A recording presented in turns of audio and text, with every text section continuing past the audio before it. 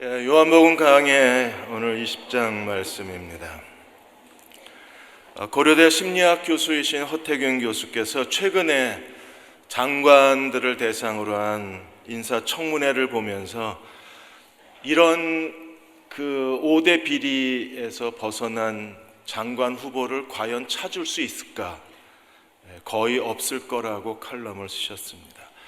문재인 대통령이 대선 공약으로 5대 비리에 대해서 얘기하시면서 이 5대 비리를 저지르지 않은 사람을 인사하겠다 그랬는데 거의 없는 듯 싶습니다. 위장 전입, 논문 표절, 세금 탈루, 부동산 투기, 다양한 불법적 행위가 그대로 다 노출이 되는 거예요. 국민들은 청문회를 보면서 어떻게 저런 사람이 장관이 될 수 있나라고 생각을 하고 또 그 사실이 한국의 현실에 대해서 너무 많이 무거운 마음을 갖게 됩니다. 허태균 교수는 그러나 지금 인사청문회가 2006년에 시작이 됐는데 벌써 11년째 됐고 지금 장관 후보가 되신 분들이 60대라고 그러면 그분들이 50대에 벌써 인사청문회에 대한 뉴스를 계속 봤을 텐데 인사청문회의 이 비리를 보면서도 이분들도 여전히 똑같은 비리를 저지르고 장관 후보로 서 있는 거예요. 지난 25년 동안 한국이 압축 성장을 하는 데 있어서 이 5대 비리는 비리가 아니라 출세의 방법이었습니다. 다른 사람들보다 더 빨리 가고 다른 사람보다 더 출세하고 다른 사람보다 더 많은 것을 얻으려면 이 5대 비리를 선택하지 않으면 우리가 성공할 수 없는 세상에서 살았던 거예요. 그러므로 5대 비리라고 이야기하지만 실제로는 지난 25년 동안에 한국인이 사는 생존의 방식이 이런 모습이었었습니다. 칼럼을 읽으면서 더 충격적인 것은 그리스도인들도 똑같은 방식으로 살지 않을까 하는 두려움이었습니다. 우리가 그리스도인이라는 이름만 있지 교회를 다니는 사람이라는 타이틀만 있지 우리가 세상 사람하고 똑같은 방식으로 산다면 우리는 정말 예수 믿는 사람일까? 요즘 목사님들은 교인들이 얼마나 많이 모이느냐, 교인들의 숫자에 대해서는 그렇게 관심이 없어졌습니다. 왜냐하면 얼마나 많이 모이냐보다 얼마나 많은 성도들이 하나님과 올바른 관계를 갖고 있을까가 더 고민스럽기 때문에 그렇습니다. 예수를 믿는다 그러는데 정말 예수 믿는 사람인가에 대해서 자기 확인이 필요한 시기가 되었습니다. 예수님은 살아계시기 때문에 언제든지 살아계신 예수님을 인격적으로 만나야만 우리는 예수 그리스도를 믿는 자가 될 수 있습니다. 요한복음 주석을 쓰신 블루스 밀러는 말하기를 살아계신 예수 그리스도를 인격적으로 만남을 통해서만 우리의 믿음이 탄생되게 된다고 했습니다. 그리스도를 인격적으로 만나지 않으면 믿음이 만들어지지 않는 거예요. 예수 그리스도를 인격적으로 만나지 않고 신앙 교회를 다니면 그냥 교회 다니는 사람이지 그리스도를 믿는 사람은 아닌 겁니다. 우리는 자신에게 질문해야 합니다. 나는 예수 믿는 사람인가를 질문해야 합니다. 예수 믿는 사람들은 어떤 사람들인가? 먼저 도마를 통해서 믿음에 대해서 우리가 함께 나누고 싶습니다. 도마는 예수님이 제자들에게 찾아왔을 때 그 자리에 있지 않았어요. 다른 제자들은 다 부활하신 주님을 만났는데 도마만 보지를 못했습니다. 그러자 도마가 25절에 다른 제자들이 그에게 이르되 우리가 주를 보았노라 하니 도마가 이르되 내가 그의 손의 못자국을 눈으로 보고 내 손가락을 그 못자국에 넣어보고 내 손을 예수님의 옆구리에 넣어보지 않고는 믿지 못하겠다. 사복음서의 도마의 모습이 세 장면인데 도마는요 굉장히 냉소적이고 비웃음이 강하고 그리고 부정적인 사람입니다. 그래서 제자들이 예수님을 봤다 그러는데도 도마는 보고 넣어보고 팔뚝을 넣어보기 전에는 못 믿겠다 그랬어요. 예수님이 이러한 도마의 의심에 대해서 주님이 책망하지 않으시고 일주일 뒤에 예수님이 다시 한번 제자들을 찾아오시고 도마에게 이렇게 말씀하셨습니다. 27절에 도마에게 이르시되 내 손가락을 이리 내밀어 보고 이리 내밀어 내 손을 보고 내 손을 내밀어 옆구리에 넣어보라. 그리하여 믿음 없는 자가 되지 말고 믿는 자가 되라. 주님은 다 듣고 계셨어요. 보고 넣어보고 다 하시고, 주님께서 도마에게 와서 내 눈으로 보고 와서 내 손을 넣어보고 믿지 않는 자가 되지 말고 믿는 자가 되라 그랬습니다. 여러분, 예수 믿는 사람은 어떤 사람인가요? 도마의 고백에 그 해답이 있습니다. 28절에 도마가 대답하여 이르되 나의 주 나의 하나님. 어떤 사람이 진짜 예수 믿는 사람인가? 잔 메가더 목사님은 너무나 오랫동안 신앙생활하고 교회 다니는 사람들 중에 예수 믿는 사람들이 적다는 사실을 알고 그분은 충격을 받았습니다. 그래서 마태복음만 7년을 강해하시면서 그분이 하나님의 복음을 계속 교인들에게 전한 거예요. 그리고 교인들이 마침내 예수 그리스도를 믿고 그들의 삶이 헌신으로 바뀌는 것을 경험을 했습니다. 이러한 과정을 통해서 잔 메가더 목사님은 누가 예수 믿는 사람인가? 예수 그리스도의 주권을 인정하는 사람들이 예수 믿는 사람이라고 정의를 내렸어요. 교회 다니는 사람이 아니라 예수 그리스도의 주권을 인정하는 사람입니다. 빌립보 1장 21절에도 2장 11절에도 모든 입으로 예수 그리스도를 주라 시인하여 하나님 아버지께 영광을 돌리게 하셨느니라.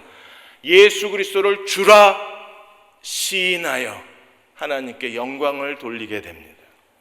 주는 뭔가요? 큐리오스라 그럽니다. 우리는요, 그리스도가 우리의 주가 되시면 우리는 그분의 종이 됩니다. 그래서 큐리오스하고 둘로스가 가장 핵심적인 단어예요. 예수님은 우리의 구세주일 뿐 아니라 우리의 삶의 주인이 되셨어요. 퀴리오스가 되셨어요. 퀴리오스는요, 절대 권력을 가진 통치자라는 뜻입니다. 그분이 내 삶의 주인이십니다. 우리는 둘로스, 절대 소유권을 가지신 분의 종이요 노예예요. 주님은 우리를 값주고 사셨으며 우리는 주님의 것입니다. 그러므로 로마서 14장 7절에서 9절까지 우리 중에 누구든지 자기를 위하여 사는 자가 없고 자기를 위하여 죽는 자가 없나니, 자기를 위하여 사는 자가 없다. 자기를 위하여 죽는 자도 없다. 우리가 살아도 주를 위하여 살고 죽어도 주를 위하여 죽나니 왜 우리가 살아도 주를 위하여 죽어도 주를 위하여 살아야 되나요? 사나 죽으나 우리가 주의 것이로다. 이를 위하여 그리스도가 죽었다가 다시 살아나셨으니 곧 죽은 자와 산 자의 퀴리오스, 주가 되려 하십니다. 예수 그리스도가 내 인생의 구세주이시고 그분이 내 삶의 주인이신가를 우리가 자신에게 물어야 돼요. 만일에 그리스도의 주권을 인정한 사람이라면 우리의 삶에 열매가 나타나야 합니다. 마태복음 7장 21절에 열매로 그 나무를 안다고 말씀하시면서 주님이 뭐라고 그러셨어요? 나더러 주여 주여 하는 자가 들어갈 것이 아니라. 어떤 사람이 천국에 들어가나요? 아버지의 뜻대로 행하는 자라야 들어간다 그랬어요. 그리스도의 주권을 인정하고 우리의 개인의 내면의 삶에서 그 열매가 드러나야만 합니다. 이번에 지난 7월 13일 날 카지노 목사로 알려진 분에 대한 최후 선고가 내려졌어요. 4년 9개월형을 받았습니다. 이분은 카지노 목사 한 교단의 총회장이셨는데 그동안에 그 교인들 헌금을 가지고 도박을 하시다가 이번에 최후 판결을 받으셨습니다. 판사의 최후 판결문이 이게 신문에 전문이 실렸어요. 너무 부끄럽고 그리고 왜 이런 일이 일어난가에 대해서 정말 마음이 아팠습니다. 판사가 이렇게 판결을 했습니다. 목사 가운데에는 참 목사와 거짓 목사가 있는데 피고인은 목사의 도리를 지키지 않은 거짓 사꾼 목사가 아닌가 의심이 된다. 성직자는 일반인보다 도덕성이 높아야 하는데 그런데 피고인은 주일날까지 도박장에서 살다시피 했다. 카지노 워커힐에서 51억을 땄지만 93억 원을 잃었다. 강원랜드에서 무려 77억 원을 탕진을 했다. 목사가 피고인이 탕진한 돈은 전부 성도들의 피 묻은 돈이 아닌가? 그것은 하나님의 돈을 도둑질한 것과 같다. 그리고 수시로 말을 바꾸는 듯 반성의 기미가 전혀 보이지 않는다. 인간의 법정은 이것으로 끝나지만 그러나 앞으로 양심과 하나님의 법정에서 심판받을 날이 있을 것이다. 이게 판사의 판결문입니다. 인간 법정은 여기서 끝이지만 당신의 양심의 법정과 하나님의 심판의 법정은 앞으로 남아있다는 거예요. 여러분, 이 목사는 정말 구원받았나요? 예수 믿는다고 말할 수 있습니까? 목사님들의 이러한 추악한 얼굴을 볼 때마다 저는 교우 여러분들께 진심으로 사과를 드리고 싶습니다. 하나님 앞에 진실한 목회자를 찾기가 정말 어려운 시기에 우리가 서 있기 때문에 그렇습니다. 우리 자신에게도 질문해야 합니다. 나는 예수 믿는 사람인가? 예수 믿는 나는 그 믿음의 열매가 내 삶에서 열매 맺어지고 있는가? 오늘 예수께서 제자들을 통해서 그리스도의 주권을 인정한 사람들에게 나타나는 그 삶의 두 가지 모습을 우리에게 증언해 주었어요. 그 첫째가 예수께서 평강과 보내심이라는 가르침을 제자들에게 찾아오셔서 말씀을 해주셨습니다. 21절에 보시면 예수께서 또 이르시되 너희에게 평강이 있을지어다. 아버지께서 나를 보내신 것 같이 나도 너희를 보내노라. 주님이 부활하신 다음에 그 영광스러운 모습을 하시고 제자들이 숨어있는 그 방에 찾아오셨습니다. 그러니까 주님은 완전히 SF 영화처럼 시공간을 초월하시고 문을 닫아 걸었는데도 제자들이 있는 방으로 들어오신 거예요. 그리고 주님께서 제자들에게 하신 첫 번째 말씀이 무엇입니까? 너희에게 평강이 있을지어다. 여러분, 평강이 무엇입니까? 바울은 모든 서신에 은혜와 평강이 있기를 기원을 했는데 여기서 말하는 평강은 뭐예요? 하나님께서 예수 그리스도의 십자가의 죽음과 부활로 말미암아 이제 죄와 사망 권세를 이기시고 예수께서 승리하셨어요. 하나님이 승리하셨습니다. 그러므로 이제 그를 믿는 자들에게 이 죄로부터의 진정한 자유, 인생의 모든 헛됨과 그리고 괴로운 인생으로부터의 새로운 가치, 우리에게 새 생명을 주실 수 있음으로 말미암아 우리에게 평안을 선언하신 것이 하나님의 구원의 완성입니다. 평안을 우리에게 주셨어요.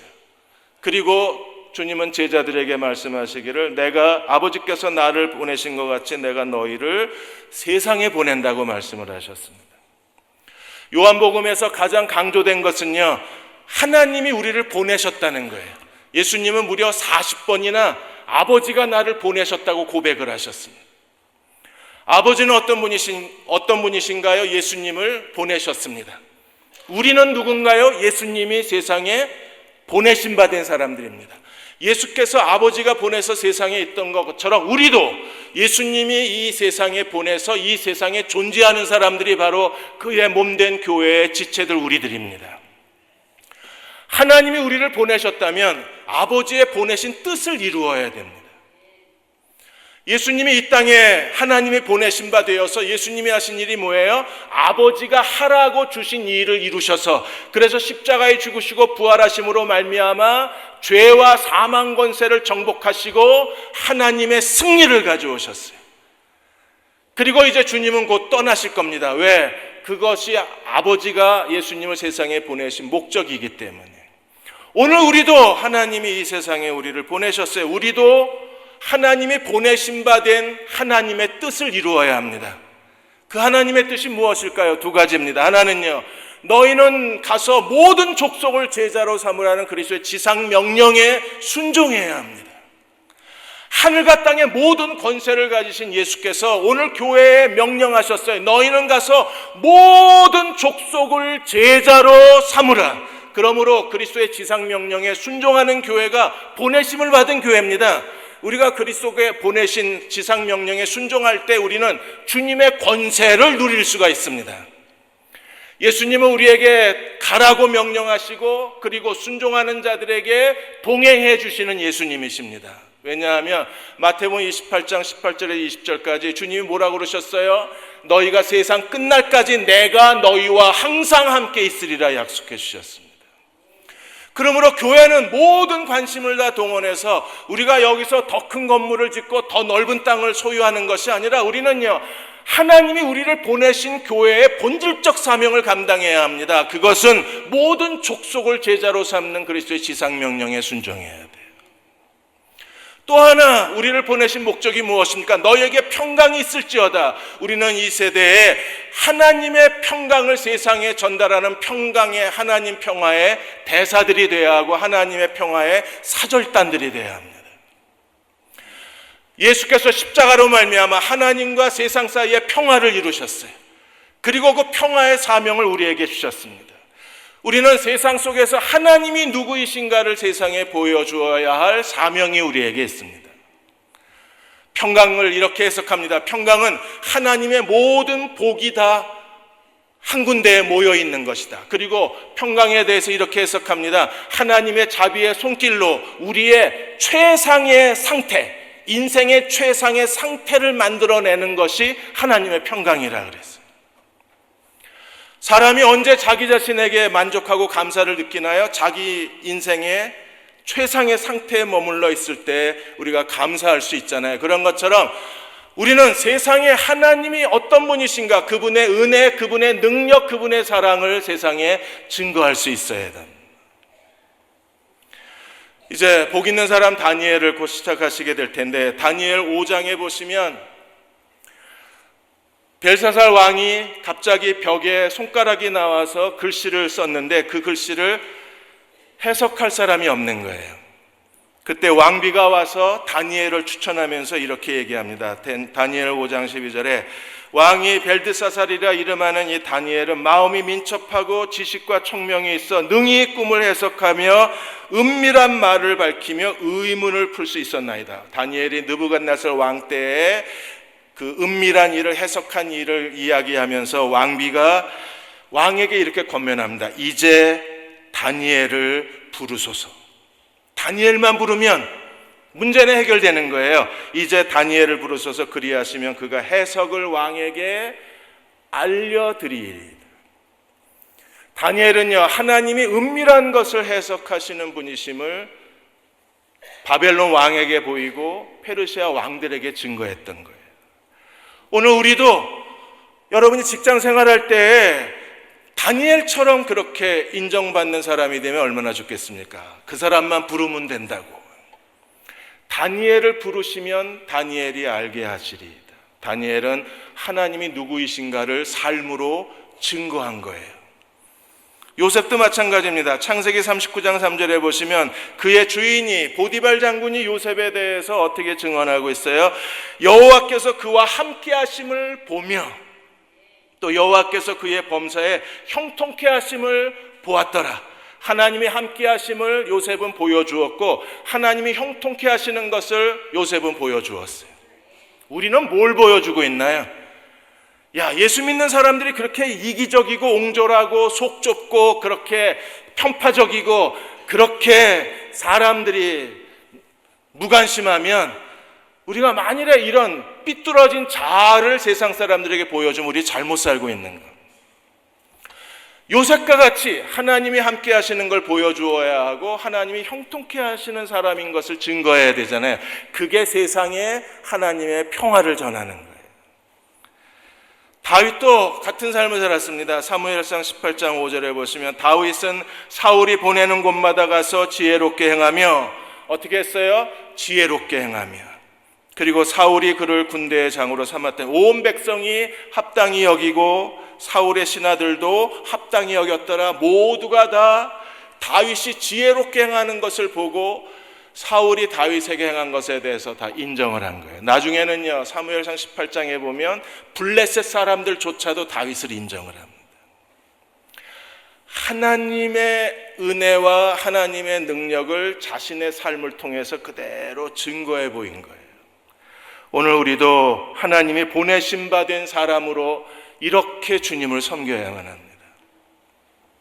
1962년에 오스트리아에서 간호학교를 졸업하는 졸업반이었던 마리안느 스테거라는 분이 자기 어디 가서 섬겨야 될 것인가를 기도하고 고민하던 중에 한국의 소록도의 한센병 병원에서 한센병 환자들의 도우미를 구한다는 광고를 보고 마리안느 스테거는 하나님 앞에 기도합니다. 그리고 마음속에 하나님께서 네가 가라고 명령하시는 것처럼 느껴서 그때부터 설레는 마음으로 한국행을 준비를 합니다. 몇 년 뒤에 또 다른 호주의 마거리 피사게크라는 간호사가 똑같은 소명을 받고 한국의 소록도로 옵니다.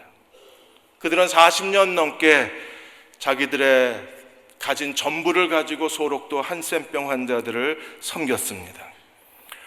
이제 주름살이 늘어나고 나이 들은 이 수녀들의 이야기가 전달되어지면서 여기저기 국제단체에서 이 수녀들에게 상패를 주겠다고 얘기를 했습니다.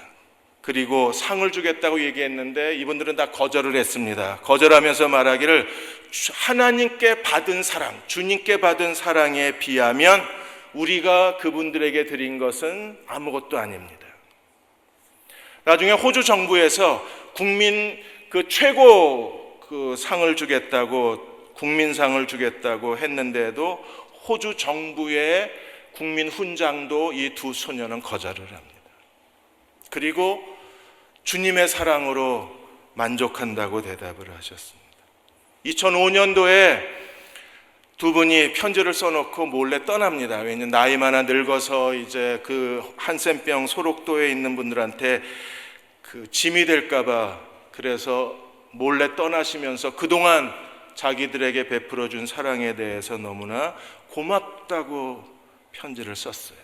그분들의 모습은 거룩하고 그분들의 모습은 순수하고 그분들의 삶은 사랑이 넘칩니다.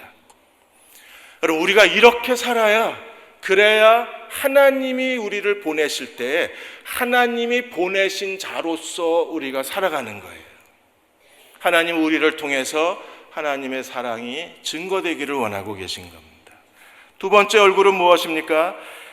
예수께서 제자들에게 22절 23절에 보시면 이 말씀을 하시고 그들을 향하사 숨을 내쉬며 이르시되 성령을 받으라.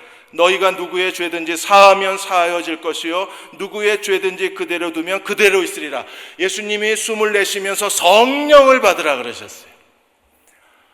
그러자 신학자들이 사도행전 2장의 오순절 성령 강림절날 임한 성령은 무엇이고 오늘 요한복음 20장에서 예수님이 제자들에게 성령을 받으라 하신 성령은 뭐냐, 이렇게 갈등과 다툼이 일어났습니다. 이 해석을 어떻게 해석해야 되는가? 예수님이 새 생명의, 예수님의 생명의 호흡으로 제자들에게 성령을 주셨고 사도행전 2장의 오순절날 성령이 강림하셨잖아요. 이 두 개의 성령 강림이 어떻게 다른가? 신학자 칼빈은 이 성령 강림에 대해서 이렇게 설명을 했습니다. 예수님이 주신 성령의 강림은 마치 물을 뿌리는 것과 같고, 그리고 오순절날 성령 강림은 마치 성령을 물 붓듯이 붓는 것과 같다 그랬어요.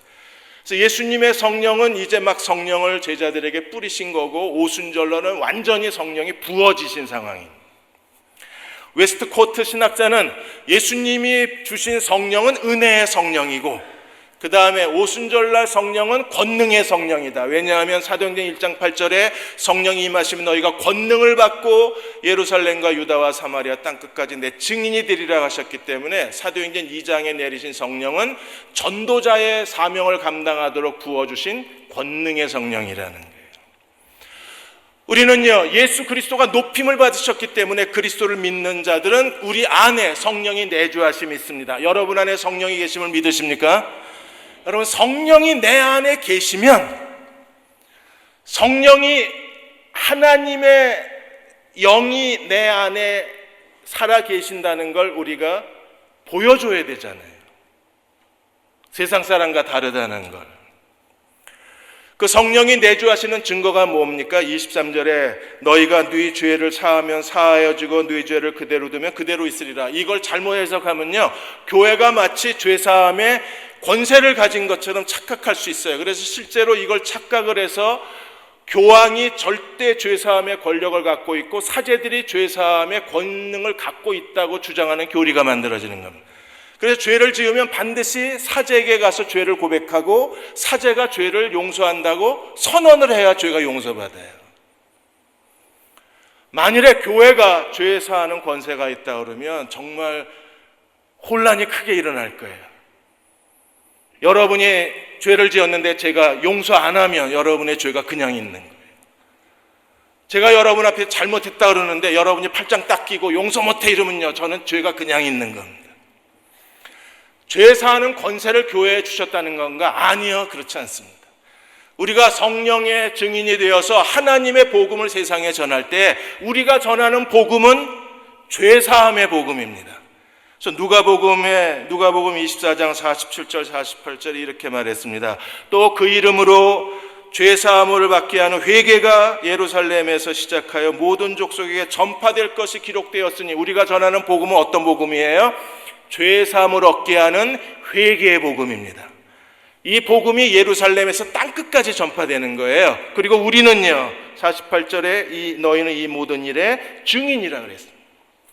우리가 죄 사함의 복음을 전할 때 사람들이 이 용서의 복음을 받아들이고 예수를 믿으면 이 사람은요, 용서를 받는 거예요.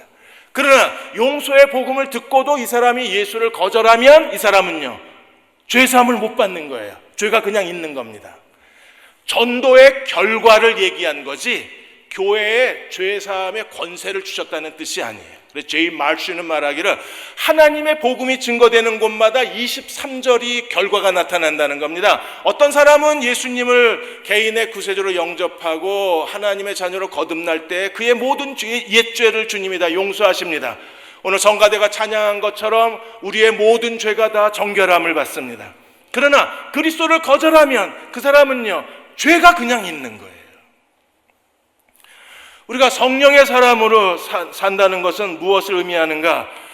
우리가 이 죄사함의 복음을 세상에 전해야 되는데, 여러분 고민이 뭐냐 하면 우리가 아무리 복음을 전해도 사람들이 듣지를 않습니다. 왜 안 들을까요? 전도 방법이 잘못됐나요? 우리가 열심히 부족합니까? 아닙니다. 우리 자신이 죄사함의 복음의 산 증거물이 돼야 되는데, 내가 내 인격과 내 삶의 태도와 내 삶의 사고방식과 내 삶의 모든 방향성이 죄사함의 은혜, 하나님의 용서, 하나님의 사랑을 그대로 재현해주는, 이게 죄사함이라는 걸 날 통해서 보여줘야 되는데 우리가 하나님의 죄사함을 나를 통해서 보여주지를 못하는 거예요. 어쩌면 우리 스스로가 죄사함의 증인이 되지 못하기 때문에 하나님의 복음이 땅끝까지 전파되는데 가장 큰 장애가 되는지도 모릅니다. 누가복음 6장에서 예수께서 제자들에게 이렇게 살아야 된다 그랬어요. 이 사람이 죄사함을 경험한 사람이고 죄사함의 열매를 맺은 사람입니다.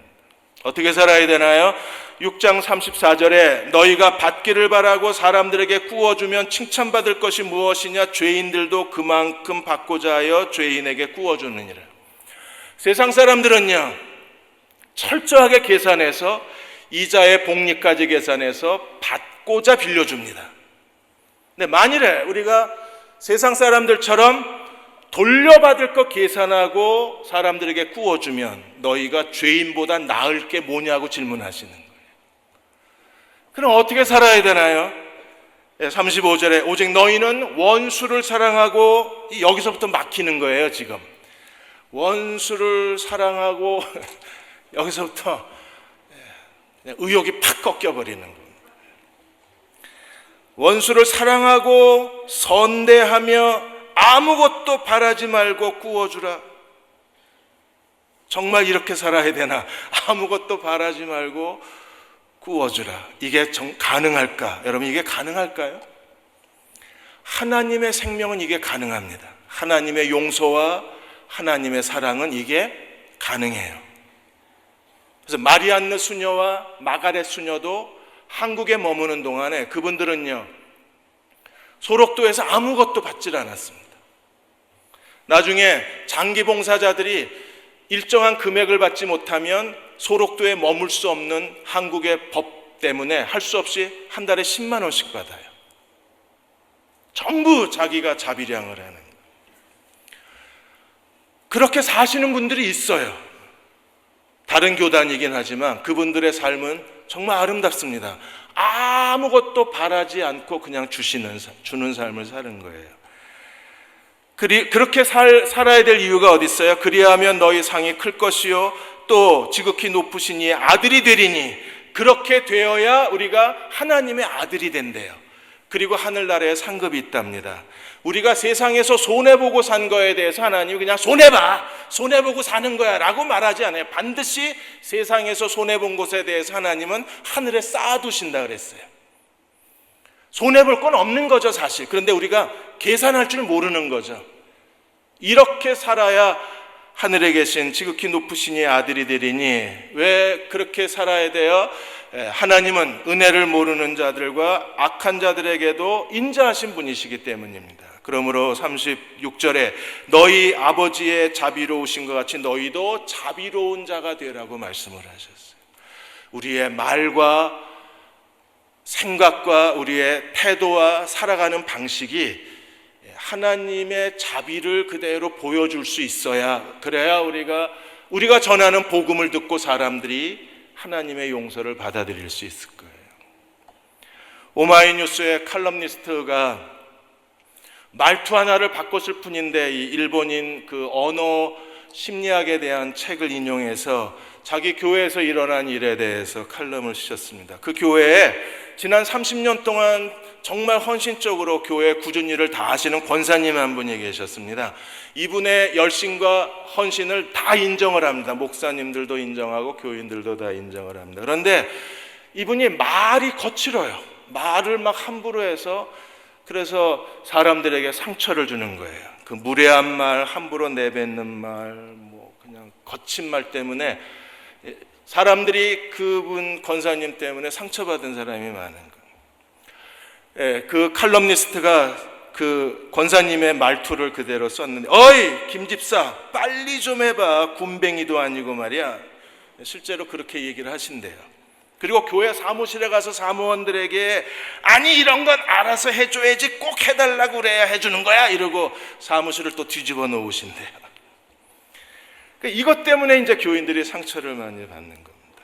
그래서 나중에 어떤 분이 권사님 말 때문에 상처가 됩니다 그러면 도리어 놀라셔가지고 왜 상처를 받냐고, 이게 난데 나 때문에 상처받으면 안 되지, 자기를 고칠 생각을 안 하고 자기 말 때문에 상처받는 사람을 도리어 나무라시는 거예요.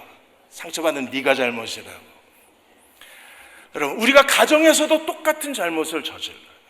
가족이라는 이유 때문에 함부로 말하고 상처받는 말을 주고받으면서도 우리는 죄책감도 못 느낍니다. 그리고 도리어 상처받는 네가 약한 거라고 얘기를 합니다. 여러분, 교회는 어때야 되나요? 우리가 하나님을 믿는 가정은 어때야 됩니까? 세상 사람보다 좀 더 세상에 없는 게 있어야 되잖아요. 세상에 없는 게 뭐예요? 하나님의 용서, 하나님의 사랑이 있어야 하고, 그리고 우리는요 성령이 우리 안에 내주하시기 때문에 성령으로 말미암아 세상 사람보다 좀 더 우월한 도덕적 기준을 우리가 갖고 살아야 되지 않을까요? 말 한마디가 중요한 겁니다. 왜요? 야고보서에 보면 언어부터 경건이 시작이 되는 거예요. 언어는 그 사람 자신입니다. 그래서 예수님도 내 말로 의롭다함을 받고 내 말로 정죄함을 받는다고 말씀하셨죠. 우리가 다른 사람들에게 친절하고 은혜와 따뜻한 말을 주고받을 수 있다면, 그래서 다른 사람들의 마음을 어루만져 줄 수 있는 그런 사랑의 대화를 나눌 수 있는 사람이 된다면, 우리는 우리를 통해서, 우리의 언어를 통해서 하나님의 사랑을 증거할 수 있을 거예요. 믿는 사람이 되어야 합니다. 그래서 예수님이 도마에게 나타나셔서 이렇게 말씀했습니다. 29절에 보시면 너를 나를 본거로 믿느냐, 보지 못하고 믿는 자가 복이 되도다. 행복하다. 어떤 사람이 행복해요? 보지 못하고 믿는 사람이에요. 도마처럼 하면 얼마나 좋겠습니까? 그러나 보지 못하고 믿는 사람이 행복한 사람입니다. 우리가 어떻게 예수님을 보지 못하고 믿을 수 있나요? 그래서 하나님이 우리가 성경을 주신 거예요. 31절에 성경을 주신 목적에 대해서 이렇게 설명합니다. 오직 이것을 기록함은 너희로 예수께서 하나님의 아들 그리스도이심을 믿게 하려 함이요. 왜 우리에게 성경을 주셨어요? 예수님이 하나님의 아들이심을 믿게 하기 위해서. 그리고 또 너희로 믿고 그의 이름을 힘입어 생명을 얻게 하려 함이라. 예수를 믿게 하려 함이라. 그분을 믿고 예수님으로 말미암아 생명을 얻게 하기 위해서 하나님이 우리에게 하나님 말씀을 써서 주신 겁니다. 저희가 지금 하나님 말씀을 같이 읽고 하나님 말씀을 같이 듣고 공부하는 일에 전념하는 이유는 여러분 한 사람 한 사람이 예수 그리스도를 믿는 자로 이 시대를 살아가기를 소망하기 때문에 그렇습니다. 우리가 그리스도를 믿는 자가 그 믿음을 가지고 말씀을 통해서 예수 그리스도를 믿는 자로 설 수만 있다면 여러분 한 사람의 믿음이 자기를 변화시키고 자기 가정을 변화시키면 교회를 변화시키고 그게 이 세상을 변화시킬 수 있는 거예요. 내가 중요한 겁니다. 나부터 예수를 믿는 자가 되면 되는 거예요. 예수 그리스도를 믿는 사람들은요, 그리스도로 말미암아 살고 그리스도를 의지하고 살고 매일의 삶을 나 혼자 사는 게 아니라 그리스도의 주권, 그리스도가 내 인생의 주인이시다. 어떻게 사는 거예요? 매일 주님을 의지하고 사는 거예요. 여러분이 오늘 예배드리고 한 주간 동안 어떻게 살아야 돼요? 내 인생의 주인이신 주님을 의지하고 주님의 뜻을 따라 주님이 시키신 일을 하고 주님을 믿는 믿음으로 주님이 우리에게 공급해 주시는 그분의 도움을 힘입어 주님과 동행하는 삶을 사는 것, 그들이 예수를 믿는 자가 되는 거예요. 지난주에 조지 물러의 기도에 대한 얘기를 드렸습니다. 조지 물러가 1838년 9월 16일 날 이 기도를 썼습니다. 주일날 오후에 먹을 것이 다 떨어져서 주일날 오후에 고아들에게 필요한 것을 기도하기 위해서 사무실에 같이 모였습니다. 아무것도 없습니다. 어제까지 들어온 후원금은 1실링이 전부입니다. 그냥 뭐 한 1,000원이 들어오고 아무것도 없어요. 먹을 것도 없고 돈도 없고.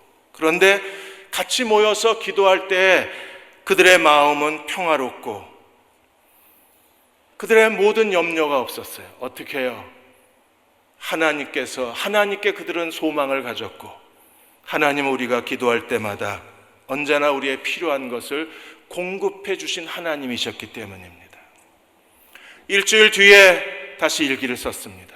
한 주간 동안 정말 절망과 어려움의 시간을 견뎌내야 했었지만 그러나 우리가 끝까지 하나님을 믿고 기도했을 때 하나님은 지난 한 주간 동안에 97명의 고아 아이들을 먹이시고 필요한 것을 도와주시고 우리로 하여금 빚지지 않게 고아원을 운영하게 하신 분은 하나님이셨다고 고백했습니다.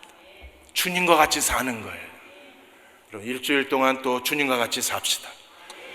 우리가 도움을 구하면 그분이 도와주실 거예요.